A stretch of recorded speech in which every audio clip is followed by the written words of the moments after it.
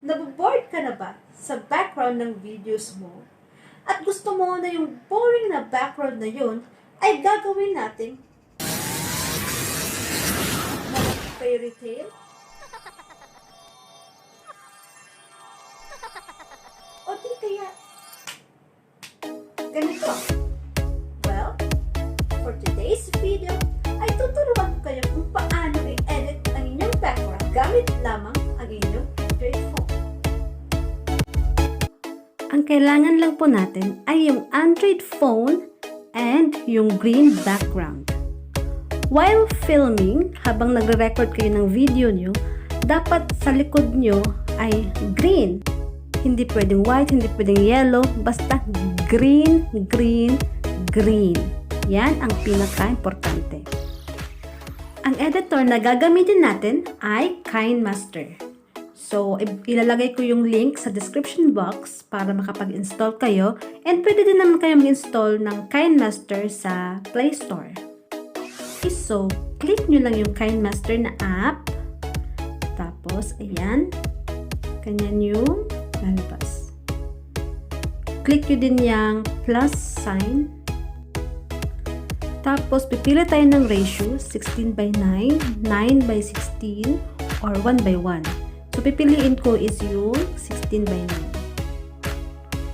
Ayan. Tapos, click natin yung media para sa gusto natin na magiging background niya. Ayan. Pipili ka ng video or pictures or anything na gusto mo na magiging background ng video mo. Okay. Pipiliin ko tong flowers. Ayan. Ayan. Yan yung pipiliin ko. Yan yung gusto kong maging background ng video ko. Tapos niyan, click yung layer. Tapos media ulit. Yan. So, kukunin ko yung video ko na may green background. Ayan. Yan yung pinili ko. Tapos, pwede mo din siyang i-adjust.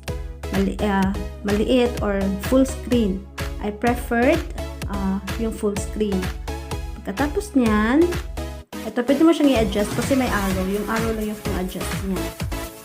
Tapos, hahanapin natin yung chroma key. Yan. Click yung chroma key. Tapos, enable. Yan. So, nawala na yung green. Ito naman yung may pwede mo siyang i-adjust.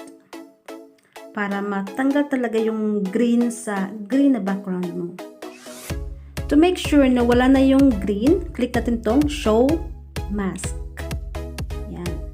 So, dapat puti na yan lahat. Yung image natin ay puti lahat. Since okay na yung green, so okay na ako doon.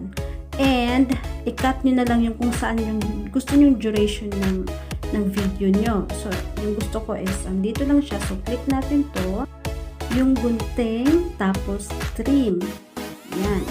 Yung video ulit, yung video natin, click ulit yung video, tapos gunting ulit, tapos trim, ganyan. So, ayan, okay na ako doon. Try natin, check, ayan. Ayan, and I think okay na siya.